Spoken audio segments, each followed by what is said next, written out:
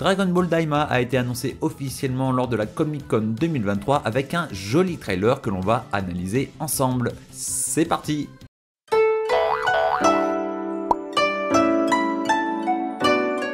Ça fait plus de 5 ans que Dragon Ball Super est terminé. Entre temps, on a eu le droit au film avec Broly en décembre 2018 et l'an dernier avec le film Dragon Ball Super Hero. Mais mis à part ça, rien à se mettre sous la dent, mis à part les mangas Dragon Ball Super qui eux continuent. Pour ma part, Dragon Ball Super ça a été une déception. L'idée était vraiment pas mal, il y avait du potentiel mais tellement mal exploité, je me demande même si Dragon Ball GT n'était pas mieux. Après on n'est pas là pour faire le procès de Dragon Ball Super, mais pour voir ce qui nous attend dès l'automne 2024, car Dragon Ball Daima devrait sortir pour les 40 ans de la licence. Donc en gros, automne 2024, c'est dans un an, c'est pas pour demain. Allez, on va regarder le trailer et on va l'analyser ensemble. Donc vous comprendrez que je vais pas laisser le son du trailer, hein, j'ai pas envie de me faire strike la vidéo.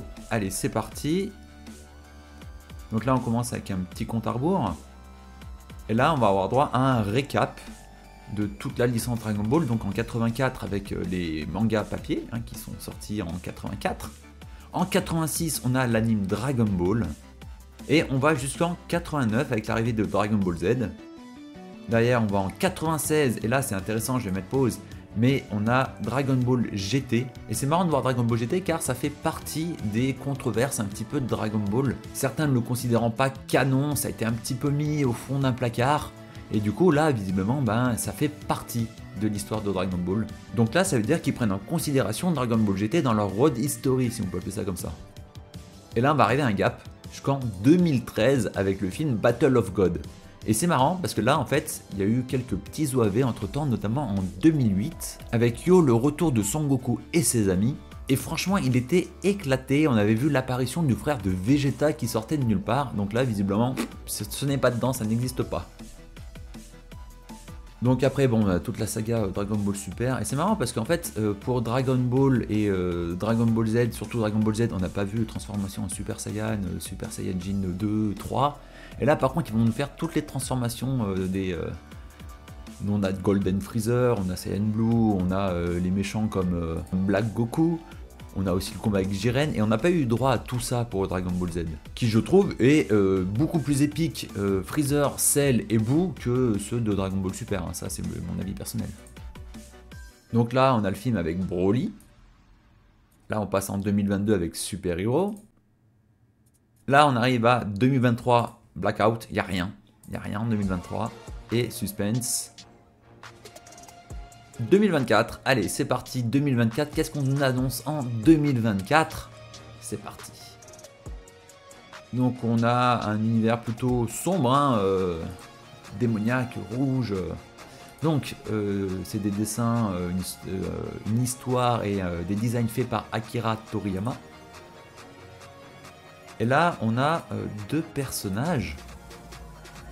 Donc on a l'impression ici qu'on a un Kaioshin, et là on a un personnage qui ressemble, alors vous allez voir, hein, mais qui ressemble un petit peu à Zeno dans son gabarit. Alors moi c'est un personnage que j'apprécie pas spécialement, Zeno, j'aime pas trop le chara-design, j'aime pas le caractère, je suis pas trop fan. Donc voilà, on a un Kaioshin avec, on va dire peut-être l'anti-Zeno, son opposé. Et on a l'impression de voir un film hein, en termes de qualité d'image. J'ai plus l'impression que c'est un... Wow. En fait, si on regarde là, on voit le vaisseau, il est quand même ultra fat le gars. Alors à moins que ce soit la caméra fait ça, hein, l'angle, mais du coup j'ai l'impression qu'il est immense. Donc on voit bien qu'on a un retour des Dragon Ball, l'importance des Dragon Ball. Là on voit l'apparition de Shenron, et franchement visuellement ça claque, hein, c'est vraiment beau. Hein. Si toute la série est comme ça... Donc allez c'est parti, il faut faire un petit vœu les amis. Et là, qu'est-ce qu'on voit? Eh ben, ça touche tout le monde. Et ils deviennent petits. Donc pour les 40 ans de Dragon Ball, voilà, on a Goku et Vegeta petits, on va dire en mode chibi, on a même Hercule Satan en mode chibi. J'ai envie de dire chibi, hein. Krillin, bah, ça change pas. En fait, contrairement à Dragon Ball GT, où Dragon Ball GT c'était que Son Goku qui était redevenu petit, là visiblement c'est tout la Z-Team qui est devenue petite. Hein. Même le père de Chichi, Trunks et Goten. Donc c'est marrant, une petite scène, on voit ils touchent plus par terre. Donc visiblement ils vont aller dans un autre univers. Et là, vous noterez le retour du bâton magique. Donc même Bulma, hein, elle a rétréci au lavage. Là, visiblement, ça va être un Namek. Donc il y a un Dragon Ball, Namek, donc il y a un lien. Donc en vrai, les plans sont quand même cool, hein, la DA est vraiment belle. J'ai vraiment l'impression que c'est un OAV ou un film. Donc Babidi, visiblement, il y a quelque chose avec Babidi, peut-être son père aussi. Hein, on voit Boo, Babidi, assez important. Bon, on a du fan service. Alors, vous avez vu, j'ai mis arrêt sur image. Franchement, c'est pas dégueu, parce que souvent, quand ça va vite, c'est un peu déformé. Et là, vraiment, c'est pas dégueu. L'animation, elle est vraiment classe. Si toute la série est comme ça, chapeau. Hein. Donc, on va avoir droit à du fan service. Hein. À un moment donné, il faut pas perdre la fanbase de Dragon Ball Super. Pour moi, c'était pas la meilleure, mais voilà. Bon, après, ça fait toujours plaisir. Hein. Ça fait toujours plaisir. Donc, bah voilà. Dragon Ball Daima. Et on nous dit que ça va arriver en automne 2024. Et ben, au vu de ces images, moi, ça me donne un petit peu d'espoir. J'ai l'impression que c'est un petit peu un retour aux sources, un peu à la Dragon Ball. Donc, je vais vous lire un petit message d'Akira Toriyama. Donc, bonjour, je suis Akira Toriyama. Je travaille actuellement sur un nouveau Dragon Ball.